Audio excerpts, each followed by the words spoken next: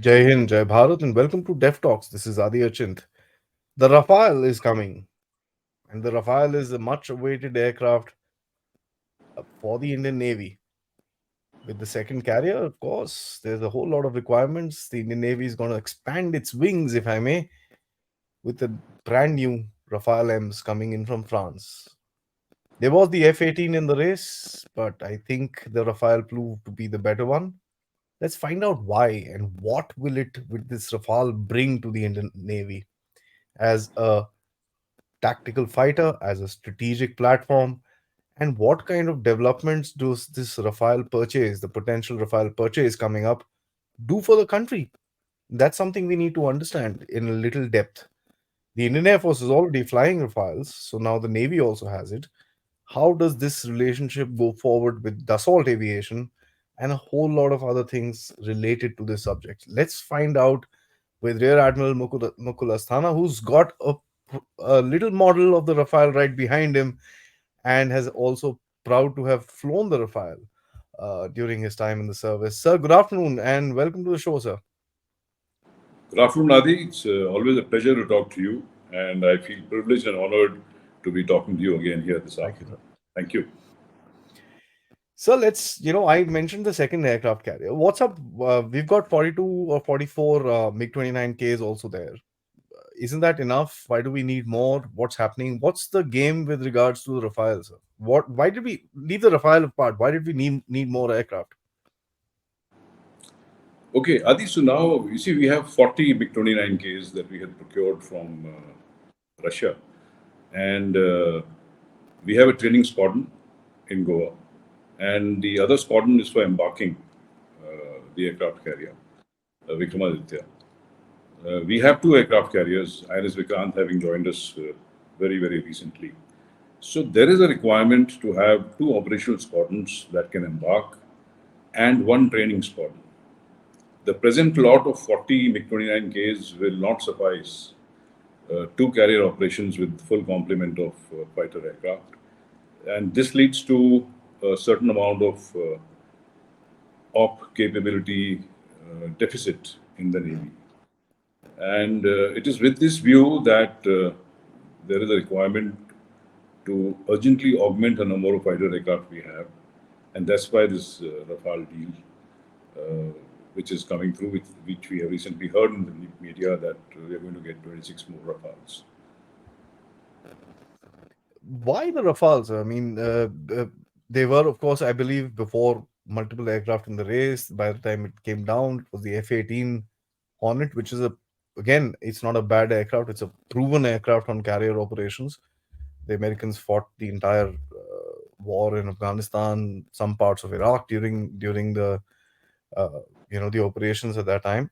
They used the F-18, so it's a battle proven aircraft. Good stuff. Why the Rafale? I agree with you. F-18 is extremely well battle proven. She's a formidable aircraft, almost like a truck, carries a lot of weapon load and has acquitted herself very well in so many wars. As a matter of fact, when the Navy had floated the RFI, which is request for information for procuring aircraft, fighter aircraft, there were four responders to it. The Boeing FA-18 Echo Fox, Rafale M, Eurofighter, and the Gripen.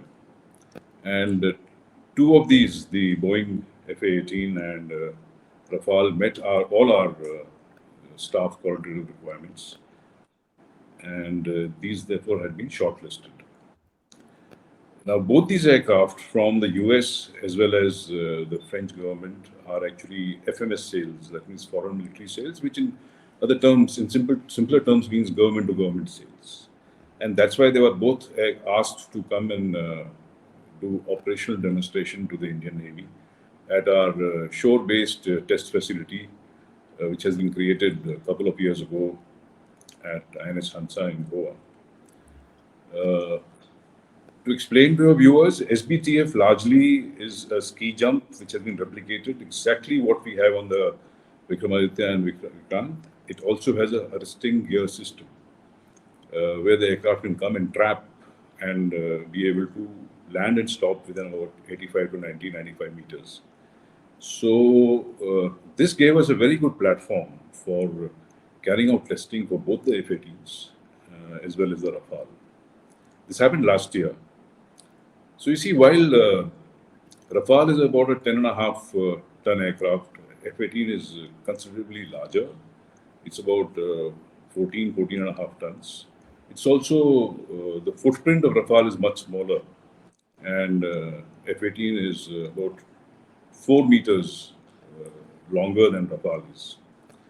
Whilst both the aircraft successfully operated, we found that the Rafale has met all the QRs and all the all the boxes were ticked right as far as the meeting the requirements were concerned. Whereas F-18, being a heavier aircraft, it it has uh,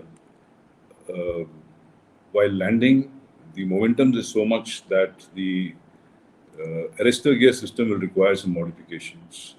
The restraining gear system, which actually holds the aircraft before it takes off on the ski jump when you open full power, that will require a lot of modification also because of excess weight and thrust. But most important part was that Rafale being a smaller aircraft, it fits into the lifts of Vikramaditya and Vikrant so much more easily than the F-18 would. After all, F-18 is being used by the US on their very large carriers, which are almost 1 lakh tonners. And on the other hand, Rafale, which is operated from Charles de Gaulle, which is a 42,000 ton aircraft carrier, which is very similar to our Vikrant, which is 40,000 ton. So we found that not only it fits so well on our lifts, it is able to meet all operational requirements which are required in this part of the world. That means in operating in tropical conditions. So Rafale was the automatic choice for us, and that scored over the F-18. So before we get into a little more deep diving into the Rafale, I want to ask you. I mean, of course, there's a lot of effort indigenously to. There was a twin-engine deck-based fighter TBDEF. There's a whole lot which is happening in that domain, and I also understand building a naval version of any aircraft is very difficult because of the sheer, I mean, as a layman, just the undercarriage part of it, I think, would be the most critical. Is there any difference between a regular Rafale or a regular, let's say, Tejas and deck-based Tejas? What will be the additional requirements, and what are we doing in terms of this? Has that program now been shelved, or will that continue the same way it is? Okay, so I think that's a very apt question which your audience needs to know. Um a naval aircraft that operates from the carrier from the ground up, it needs to be developed like a naval fighter operating from the carrier, which is truly the case in case of Rafale. And it has had three predecessors in the past, which are F4, A5, and the Superintendent, which were actually built, manufactured, made for operating from the aircraft carriers of the French Navy. Once proven, their versions were made for flying with the French Air Force. And the reason why this is said that this is important to make a naval version is prima facie three different aspects which have to be taken care of because when the aircraft operates from deck, it lands, it suffers what is known as a landing shock. It actually comes and thumps on the deck, and it is made to stop by the resting gear within about 90 odd meters. So the undercarriage has got to be extremely hardened. The engine has to be mounted on bolts which withstand this shock, and they must not get sheared. And lastly, it has to have a tail hook, which actually which snags the landing wire, resting wire, and it takes the initial shock for the aircraft to be held onto the tail hook and come to a stop. So these are modifications which require a lot of probing, testing. They are heavy and they have weight penalties. And once you are able to take care of these things, then you can easily modify a naval fighter into an Air Force fighter which will not have these three important heavy weight penalties, and it can carry that much more armament or fuel for that matter. What happens in the case of LCA Navy for us? It was the reverse. The LCA Air Force was tried to be converted to a naval version of the light combat aircraft, and therefore it had huge weight penalties. But I must tell you that in the last 22, 23 years, that Navy has always been supporting the LCA Navy program to the hilt. And towards the culmination, we have in the last 3, 4 years, we have facilitated not only the LCA Navy operating from SBTF Goa, it has taken off from the ski jump, it has also landed there. And subsequently, after the pilots got enough confidence, we have managed to land the aircraft in our aircraft carriers. The problem, however, is that being a single engine aircraft, it doesn't have enough power nor the thrust to be able to carry much more fuel, and the all up weight is less. As a result, you're not able to carry uh, much armament. So it was in 2018, if I remember correctly, that the Navy said that LCA Navy will not be very good for our carrier operation. We need to go for a twin engine deck based fighter. And that's why we named it TED-BF, twin engine deck based fighter, which will be a modification from the LCA Navy. And all the technologies that have been developed from LCA Navy can be utilized to now develop the TED-BF, and that should finally replace the MiG-29Ks, which are supposed to last till about 2032, 2034. So, with that view, the TED-BF is under development, and we are hopeful that by 2028, it will carry out the first flight, and it will be 3, 4 years down the line by the time we operationalize and induct that aircraft. So much so for our indigenization program, for which the Navy has completely been hand-holding DRDO and helping them at every stage. See, I want to get back to the differences between, you mentioned that the F-18 is a heavier aircraft. This thing. What about the integrations? I mean, at the end of it, we don't use that much of US equipment. Uh, Now, when I look at the French and when I look at Dassault specifically, and I mentioned this in the introduction, in the Indian Air Force is flying 36 Rafales. You also have the Mirage 2000s. We've got about, close to, I think, about 70 or 80 of those aircraft. Uh, you've got another 26 of these coming in. That makes a sizable number of Dassault. Does that make any particular difference with regards to choosing your aircraft for the Navy? Has that played some sort of a role in terms of influencing the decision over here, or is it purely based on technical specs and performance? Actually, that's a very nice question you asked. The fact is that F-18 is a very good aircraft, and we just said this is battle proven.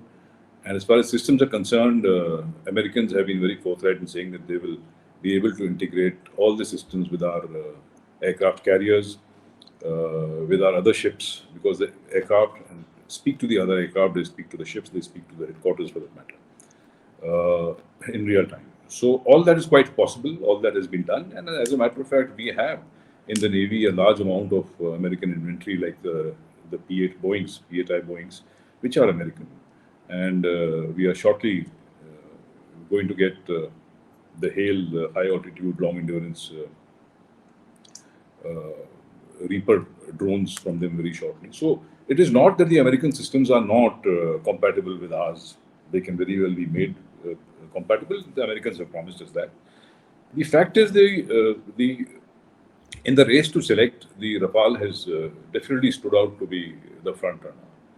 And added to that is the fact that our Indian Air Force operates 36 Rafales. Hopefully, in the future, they would fly more of them.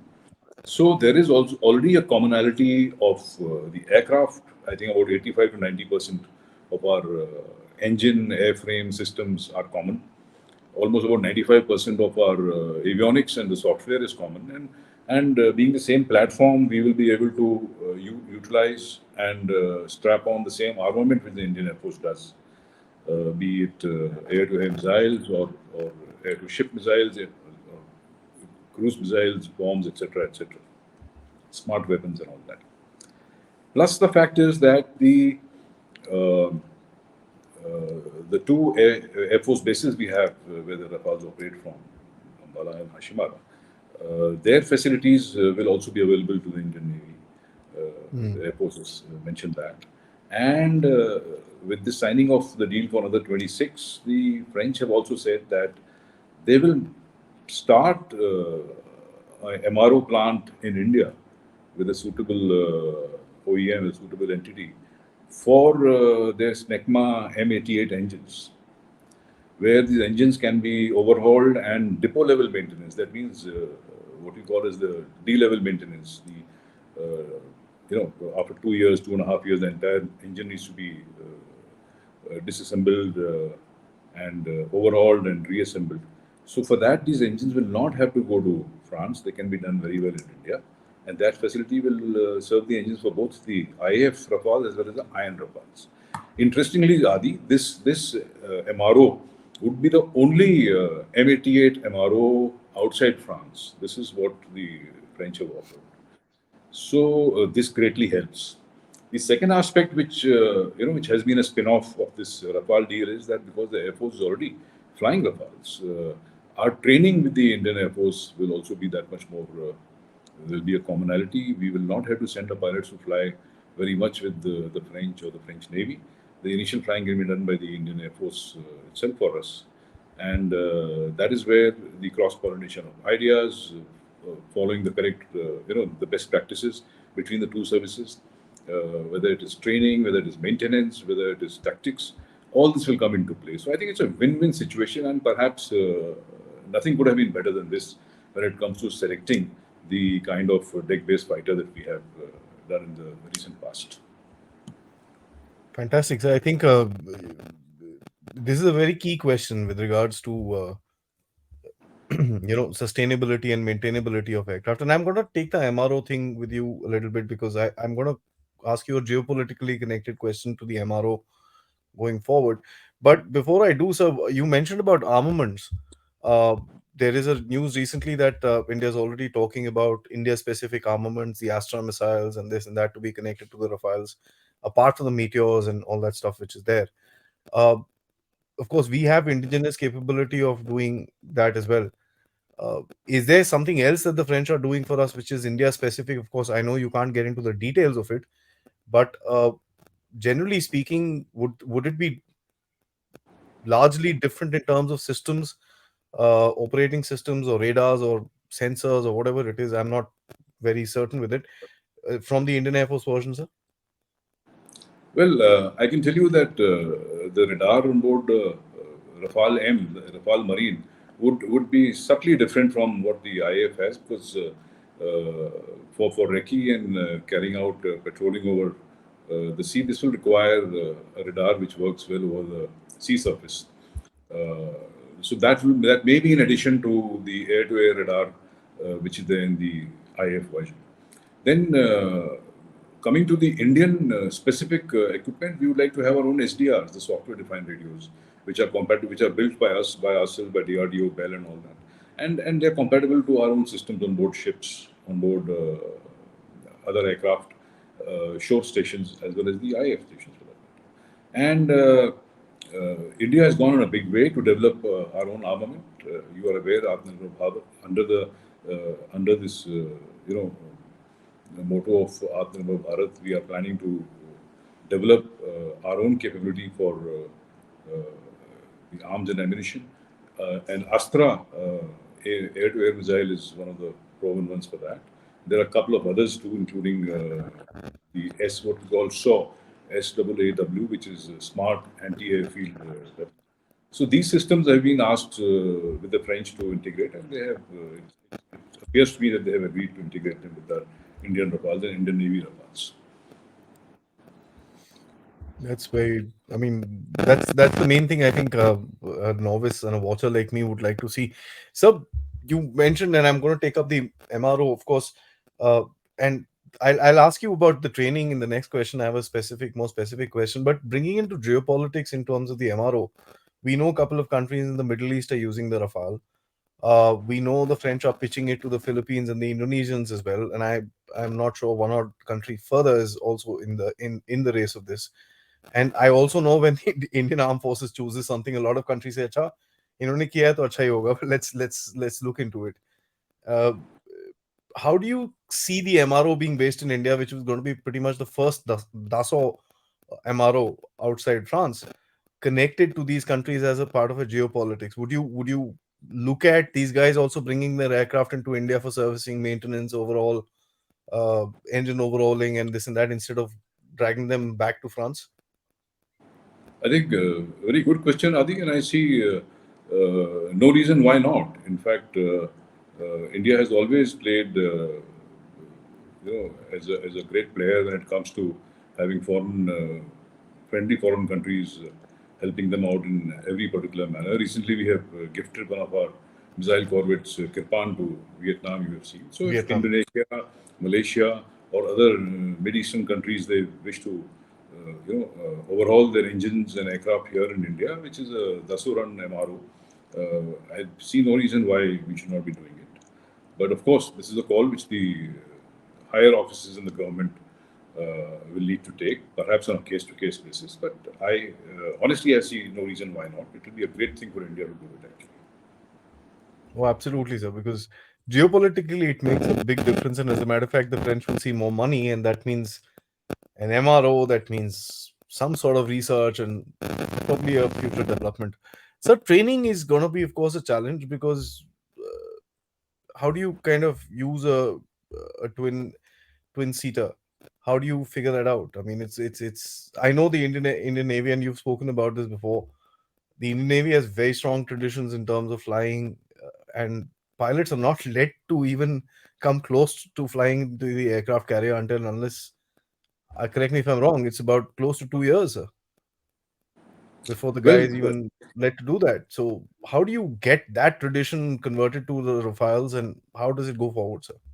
yeah, so timelines can vary. You mentioned 2 years. It is about that much, but that can vary depending on the amount of flying a particular student pilot gets, and aircraft availability, maintainability. Which, of course, these new modern aircraft like Rafale, which is a 4.5 generation aircraft, 4.5 generation aircraft, it's modular, and its availability of flying is so much more larger than its predecessors and even the aircraft we have in the contemporary times. You see, out of 26 aircraft that we are going to get, there are going to be four twin-seater trainers, twin-seaters, and 22 would be the Rafale Marine fighters. So whilst the Rafale Marine will embark the aircraft carrier, the twin-seater do not have that hardened undercarriage or hardened engine mountings that we spoke about. It does not have that the tail hook, which makes the arrested landing possible. So I'll tell you what the French Navy, for that matter, do. They train with the French Air Force. The naval pilots train with the French Air Force. Thereafter, they go to US to fly their F-36, which are Goshawks, and they have this training carrier called Kitty Hawk. They practice their traps and deck landings on that aircraft carrier using the Goshawk aircraft, and then they come back to their squadrons, and then they attempt to land on the Charles de Gaulle, the French aircraft carrier. So what we have planned in the Navy, in the Indian Navy, is that our naval pilots will be trained on the four aircraft that which are the trainers. They would be trained with the French Air Force, sorry, with the Indian Air Force. And when it is time to start operating from the Indian decks, they would, the initial lot would at least go to France for a few months perhaps for the, the imbibing the art of landing the Rafale on the Charles de Gaulle. You must realize that it's not only the pilots who are trained, even the pilots who are carrying out the LSO duties, landing safety officer, who is on deck when the aircraft is coming into land, and he indicates to the pilot whether he should land or he should go ahead or he should come up. He should come a little low, or his approach is high. He should go up. So both the pilot and the LSOs initially will be trained by the French Navy, but after we have acquired adequate numbers of people who got trained, All this training will be undertaken at Goa at the shore-based test facility, where our own pilots will do their first deck arresting, or what we call trap, on the shore-based test facility. And after certain number of landings have been carried out, then they would be cleared to go and land on the aircraft carrier. I mean, it's a big process. It's not a sort of a small affair. So, we also know about the Rafale, and you've spoken about this, the lighter weight, if I may.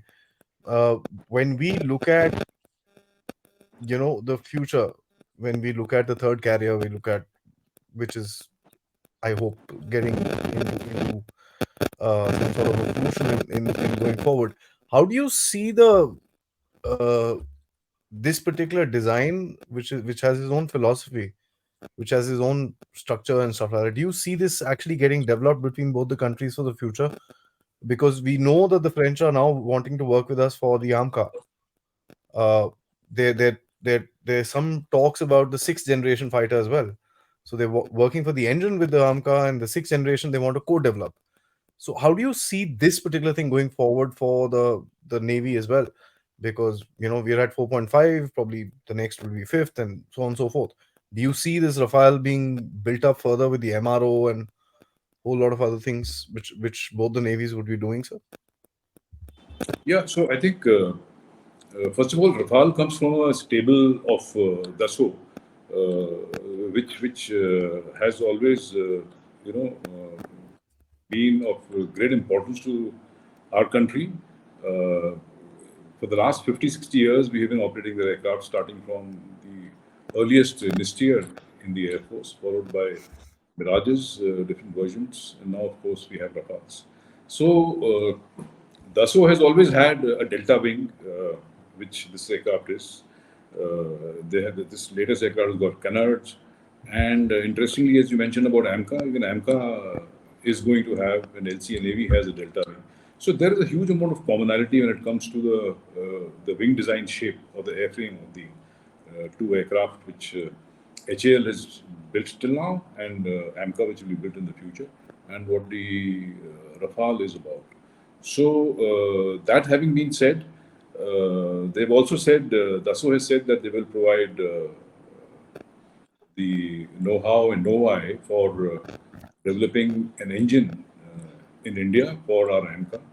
So it only goes to show that this marriage between India and France to first obtain this aircraft, operate this aircraft, and to produce AMCA is going to go far ahead. And perhaps this is the right thing to do in times to come. So I see it as a win-win situation for both the countries and for the aviation of both the countries. Fantastic, sir. Now, sir, last question is about the capability of the Navy and the Rafale itself. MiG-29K, great aircraft, fantastic. They've served us well. They still serve us, and they will serve us in the future as well. Um, they've got a certain set capabilities designed as interceptors, high speed, high altitude interceptors. They've been modified over the time to do various different roles and stuff like that. And I don't want to get into what specifics they are, but when you get an omni role aircraft like the Rafales, how does the role of the Indian Navy itself change with the capabilities that the Rafale brings in? Does this talk about expansion of our maritime dominance, surveillance, reconnaissance, and coverage, if I may, for a layman's language?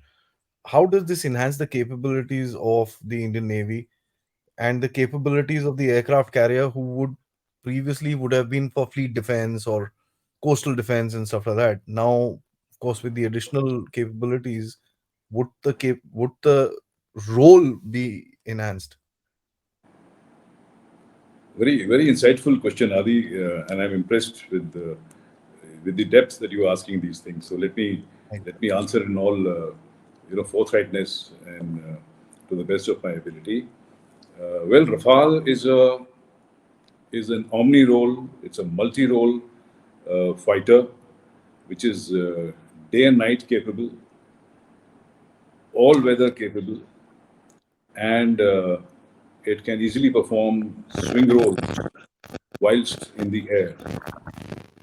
While the aircraft itself weighs about 10.5 tons, it can carry an equal and sometimes even more amount of payload, which comprise uh, air-to-air missiles, uh, including the beyond visual range AAMs. It carries land attack cruise missiles.